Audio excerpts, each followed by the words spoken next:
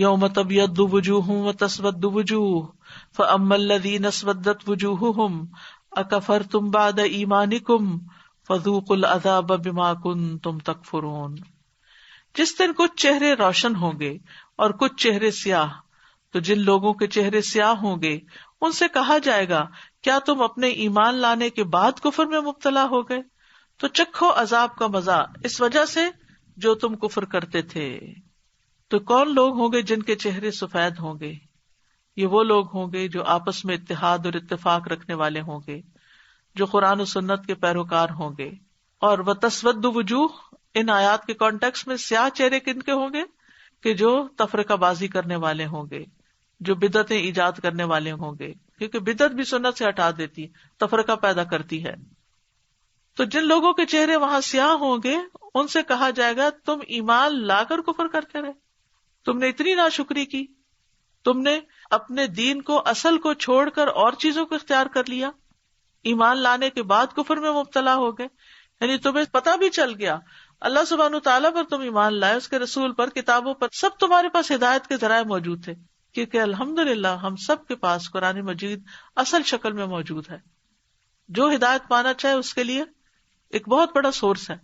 لیکن اگر کوئی شخص اس ہدایت کے سرچشمے کو چھوڑ کر کسی اور طرف رجوع کرتا ہے اور کسی اور کی بات کو قرآن و سنت کی بات کے اوپر رکھتا ہے، تو لازمی طور پر ایسا شخص دین میں ایک نئی چیز نکال رہا ہے، ایک بدعت ایجاد کر رہا ہے، یا لوگوں کو اصل سے ہٹا رہا ہے. تو جب اصل سے ہٹاتے ہیں تو ان کے اندر تفرقہ بازی پیدا ہو جاتی ہے. تو اس تفرقہ بازی کو ایک طرح سے کفر سے تعبیر کیا گیا. وَأَمَّا الَّذِينَ ابْيَضَّتْ وُجُوهُهُمْ فَفِي رَحْمَةِ اللَّهِ هُمْ فِيهَا خَالِدُونَ. اور رہے وہ لوگ جن کے چہرے روشن ہوں گے تو وہ اللہ کی رحمت میں ہوں گے جس میں وہ ہمیشہ رہنے والے ہیں. آپ دیکھیے کہ سب سے زیادہ جو چیز انسان کو نور دیتی ہے وہ قرآن و سنت کی پیروی ہے، کیونکہ قرآن مجید میں قرآن مجید کو نور کہا گیا ہے. تو نور کا کیا مطلب ہے کہ یعنی اس نور سے جب ہم استفادہ کریں گے تو obviously ہمارے اندر بھی نور آئے گا. اور نور کی ہم دعا بھی کرتے ہیں اللہم اجعل فی قلبی نورا وفی بصری نورا وفی سمعی نورا.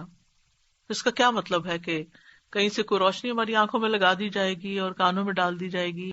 یعنی ہدایت کی جو بات ہے وہ جب ہم پڑھیں گے، سنیں گے، سمجھیں گے تو ہماری آنکھیں کھل جائیں گی. ہم ہدایت کی بات سنیں گے تو وہ نور ہے جو ہمارے کانوں میں جا رہا ہے، اور پھر وہ ہمارے اندر اس طرح سما جاتا ہے کہ ہمیں اس کے علاوہ کوئی چیز پسند بھی نہیں آتی، باقی چیزوں کی وہ قدر و قیمت بھی نہیں رہتی جو اللہ کے کلام کی ہوتی ہے. تو یہ چیز انسان کو حصی نور بھی عطا کرے گی قیامت کے دن اور مانوی نور بھی. اسی طرح نبی صلی اللہ علیہ وسلم نے جو دین دیا ہے ہمیں، جو ایکسپلین کیا ہے، جو راستہ دکھایا ہے، لیلھا کنہارھا، اس کی رات بھی اس کے دن کی طرح ہے، روشن ہے، روشن راستہ ہے، واضح احکامات ہیں، کوئی جھول نہیں ہے ان میں، کوئی مشکل نہیں سمجھنے میں. تو جو شخص یہ نور اختیار کرے گا تو اللہ سبحانہ تعالیٰ کی رحمت میں ہوگا اور ان کے چہرے سفید ہوں گے. تو چہروں کو روشن کرنے والے اعمال کیا ہیں؟ قرآن میں اور حدیث میں ہمیں کیا پتہ چلتا ہے کہ یہ روشنی کیسے حاصل ہوگی؟ مثلاً وضو کی وجہ سے چہرے روشن ہوں گے. عبداللہ بن مسعود سے مروی ہے کہ پوچھا گیا یا رسول اللہ صلی اللہ علیہ وسلم، آپ قیامت کے روز اپنے امتیوں کو کیسے پہچانیں گے جن کو آپ نے کبھی دیکھا بھی نہ ہوگا؟ آپ نے فرمایا وضو کے نشانات کی وجہ سے، وہ سفید روشن پیشانی والے، روشن چمکتے ہوئے ہاتھ پاؤں والے چتکبرے ہوں گے. یعنی باقی جسم کے مقابلے میں یہ جو وضو کے اعضاء ہوں گے یہ چمک رہے ہوں گے، روشن ہوں گے، ایک دم پہچان لیے جائیں گے. اسی طرح سجدوں کی کثرت سے بھی چہرے چمکیں گے. رسول اللہ صلی اللہ علیہ وسلم نے فرمایا میں قیامت کے دن اپنے ہر امتی کو پہچان لوں گا. صحابہ نے عرض کیا یا رسول اللہ، مخلوق کے اتنے بڑے ہجوم میں آپ انہیں کیسے پہچانیں گے؟ آپ نے فرمایا یہ بتاؤ، اگر تم کسی استبل میں داخل ہو جہاں کالے سیاہ گھوڑے بندھے ہوئے ہوں اور ان میں ایک گھوڑے کی پیشانی روشن چمکدار ہو اور سفید ہو، تو کیا تم اسے دوسرے گھوڑوں کے اندر سے پہچان لو گے؟ انہوں نے جواب دیا کیوں نہیں. آپ نے فرمایا اسی طرح اس دن میرے امتیوں کی پیشانیاں سجدوں کی وجہ سے روشن اور وضو کی وجہ سے ان کے اعضاء چمک رہے ہوں گے.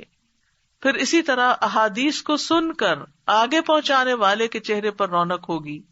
آپ صلی اللہ علیہ وسلم نے دعا دی، نضر اللہ امرأ سمع منا حدیثا فبلغہ فرب مبلغ احفظ من سامع.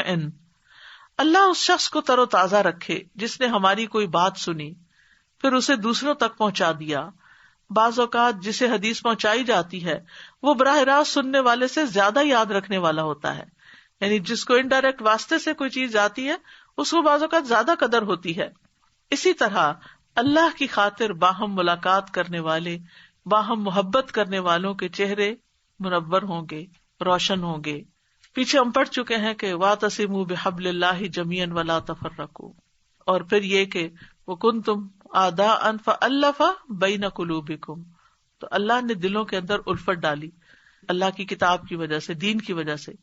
تو جو شخص بغیر کسی دنیا کے لالچ کے دین کی وجہ سے کسی سے محبت کرتا ہے، اللہ کی خاطر کسی سے محبت کرتا ہے، تو ایسے لوگوں کو بھی یہ روشنی میسر آئے گی. ابو مالک اشعری کہتے ہیں کہ رسول اللہ صلی اللہ علیہ وسلم نے فرمایا، اے لوگو سن لو، ذہن میں محفوظ کر لو اور جان لو، اللہ عز و جل کے کچھ بندے ایسے بھی ہیں جو انبیاء یا شہداء تو نہ ہوں گے، لیکن ان کے بلند مرتبے اور ان کے اللہ سے قریب ہونے کی وجہ سے انبیاء اور شہداء ان پر رشک کریں گے.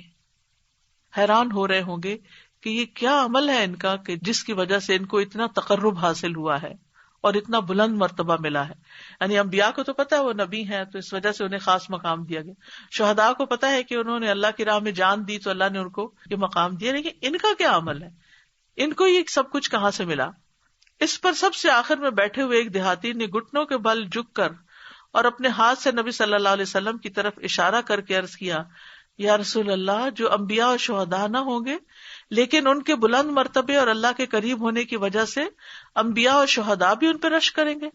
اس کو ہم پر واضح کر دیجئے، یعنی ان لوگوں کے اوصاف ہم سے بیان کر دیجئے، ان کا حلیہ بتا دیجئے، کیونکہ شوق لگ گیا نا کہ ہم بھی وہ بن جائیں.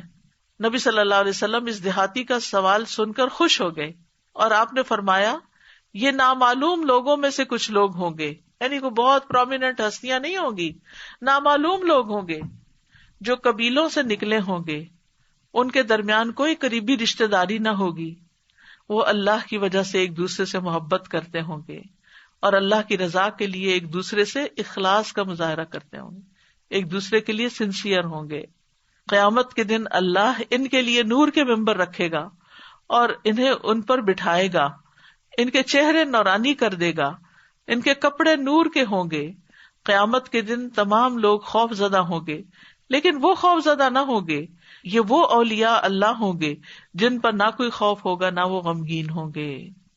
یعنی پھر وہی بات یاد رکھے، وَاعْتَصِمُوا بِحَبْلِ اللَّهِ جَمِيعًا، اللہ کی خاطر، اللہ کے دین کی خاطر اکٹھے ہوئے، کسی رشتہ داری یا کسی جاب یا کسی کام کے لیے نہیں.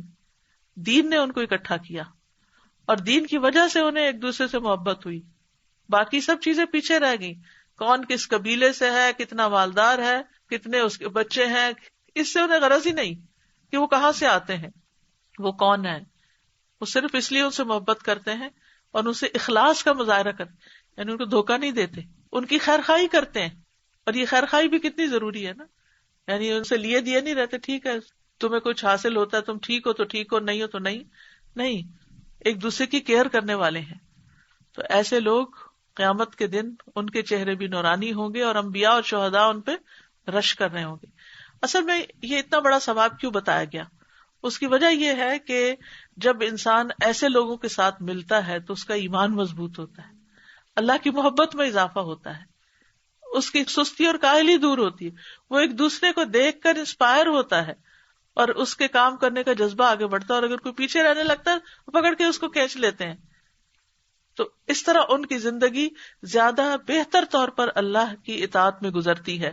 تو پھر قیامت کے دن اللہ تعالیٰ ان کو اپنے قریب بھی کرے گا اور ان کو نور بھی عطا کرے گا. پھر اسی طرح اللہ کے راستے میں موت آنے والوں کے چہرے بھی سفید ہوں گے. انس رضی اللہ عنہ سے مروی ہے کہ ایک سیاہ فام شخص نبی صلی اللہ علیہ وسلم کے پاس آیا اور عرض کیا، اللہ کے رسول، میں سیاہ فام گندی بو والا بدصورت آدمی ہوں، نہ میرے پاس کوئی مال و دولت ہے، اگر میں نے ان کافر لوگوں سے لڑائی کی اور مارا گیا تو میں کہاں ہوں گا؟ یعنی اگر میں اللہ کے راستے میں جان دے دوں تو کہاں ہوں گا؟ آپ نے فرمایا جنت میں ہوگے. پس وہ لڑا اور مارا گیا. نبی صلی اللہ علیہ وسلم اس کے پاس آئے، یعنی جب شہید ہو گیا تو پاس آئے. فرمایا قد بید اللہ وجہک وطیب ریحک واکثر مالک. قد بید اللہ وجہک وطیب ریحک واکثر مالک. اللہ نے تمہارا چہرہ سفید اور منور کر دیا، تمہاری بو کو خوشبو میں بدل دیا اور تمہیں مالدار کر دیا. تو اس لیے انسان کو ان کاموں کی ہرس ہونی چاہیے کہ جن کے نتیجے میں انسان کو قیامت کے دن حسن ملنے والا ہے، روشنی ملنے والی ہے.